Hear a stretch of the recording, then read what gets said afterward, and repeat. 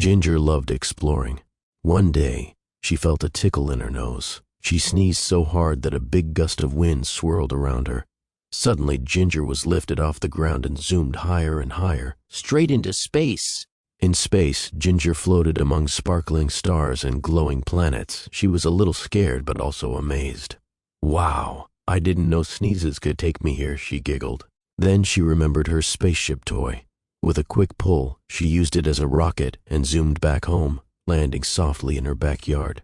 From then on, Ginger always kept a tissue nearby, just in case her sneezes took her on another wild space adventure.